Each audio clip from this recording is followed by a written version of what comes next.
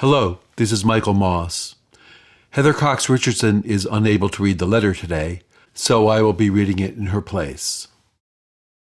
April 25th, 2026. Tonight, the White House Correspondents Association, or WHCA, held its annual black tie dinner, which is designed both to raise money for the institution and to provide a glitzy night out for journalists.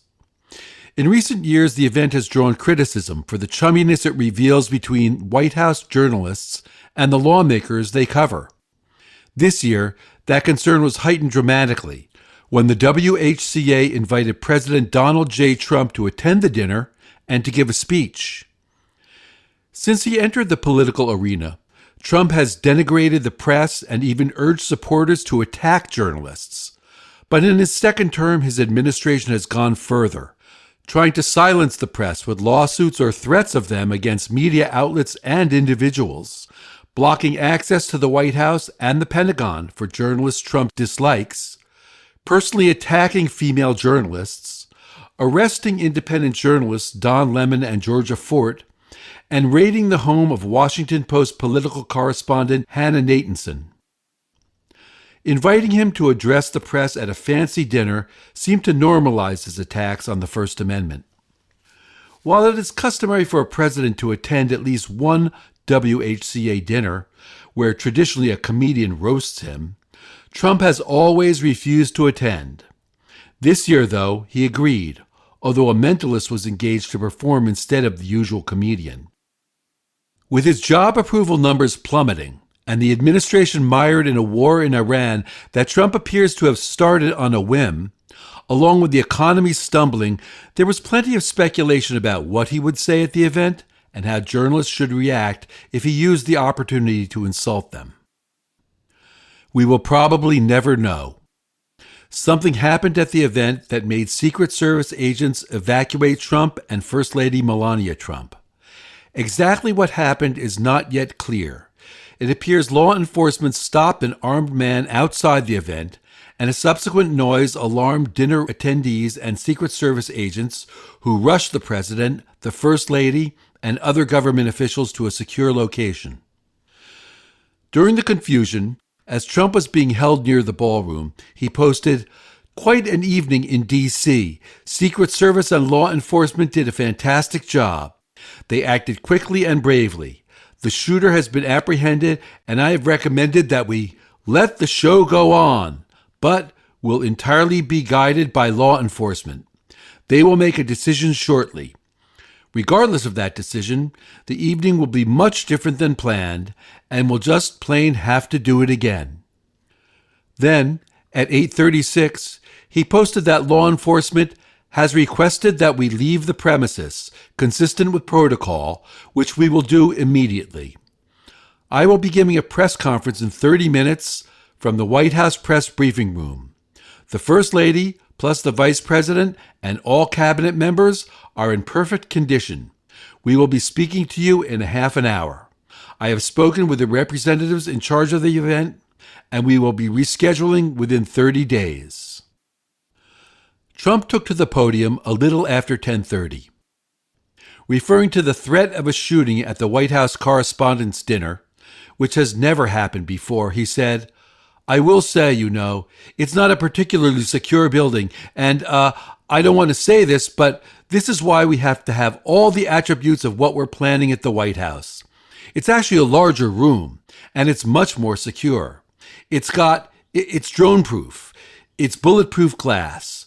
We need the ballroom. That's why Secret Service, that's why the military are demanding it. They've wanted the ballroom for 150 years for lots of different reasons, but today's a little bit different, because today we need levels of security that probably nobody's ever seen before." Trump said there was a record crowd at tonight's event and that he felt everyone coming together, but he urged people to do so even more fully in light of what he said was another attempt on his life. In response to a question about why Trump thought attempts on his life happen so frequently, a reminder, there is as yet no information about what the man's plan or motives were. He responded that assassins come for impactful people, and boasted of how much he has done for the country. The framers of our Constitution enshrined the right to freedom of the press in our Constitution, along with the right to gather together, to practice any religion we want, including none at all, the right to say what we want, and the right to ask our government to do or not to do things. After writing a new Constitution that created a far stronger national government than existed under the Articles of Confederation, which had underpinned the government since 1777, although the Articles were not ratified until 1781, the framers designed the 10 amendments that make up the Bill of Rights to hold back government power. The power to control what citizens can publish about the government would give leaders the power to destroy democracy. A free press is imperative to keep people informed about what leaders are doing. Lose it, and those in power can do whatever they wish without accountability. From the beginning of the American Republic, though, the press was openly partisan. This meant the president worked quite closely with newspaper reporters from his own party, while ignoring or sometimes even trying to silence his opponents. By the 1880s, the country had begun to turn against the partisan press and to independent newspapers, and the number of papers took off. No longer advocates for a party position and eager to attract readers, reporters began to look for new, exciting stories. And not much was more exciting in 1886 than a marriage in the White House. On June 2nd of that year, 49-year-old President Grover Cleveland married 21-year-old Frances Folsom, who had been his unofficial ward, in the Blue Room. Reporters had dogged their courtship. Many thought he was interested in her more age-appropriate mother, and they flocked after the newlyweds, finally prompting the irritated president to ask his personal secretary to keep them away. But while the president was angry at the scrutiny, editors recognized a good story. And by the end of Cleveland's first term, a reporter had figured out he could just stay at the White House and write columns based on interviews with people coming from meetings with the president. Other papers immediately stationed their own people at the White House. In Cleveland's second term, which started in 1893, his private secretary worked directly with the press. Through the next few presidencies, the role of press secretary began to take shape. Theodore Roosevelt relished attention from reporters. When his shy successor William Howard Taft shunned them, they complained he was hiding things. So, shortly after he took office in 1913, President Woodrow Wilson held the nation's first press conference, only to complain both that reporters were quoting statements he considered off the record and that the conferences were a free-for-all, in which anyone could shout out questions, often ones Wilson found irritating, like his opinion about Groundhog Day. In 1914, rumors circulated that Congress might begin to choose which reporters would be allowed at Wilson's press conferences. In alarm, 11 White House reporters organized the White House Correspondents Association.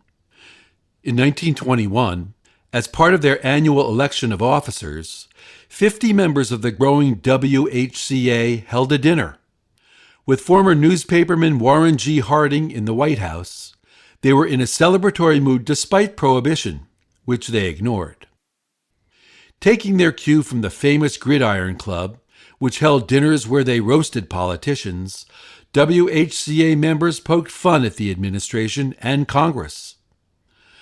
While at first the reporters simply wanted access to the president, as the WHCA became an established force, it came to work for transparency more generally, recognizing that journalists are the main eyes and voice of the people.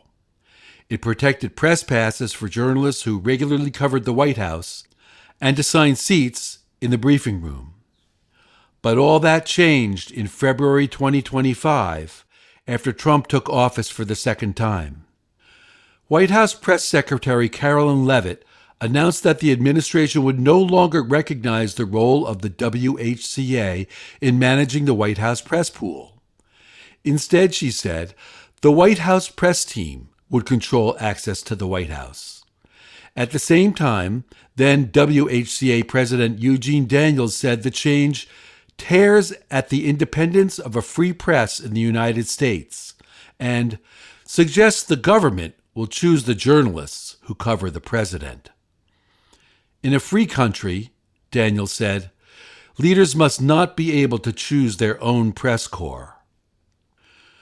Trump repeated tonight that the White House Correspondents Dinner will be rescheduled.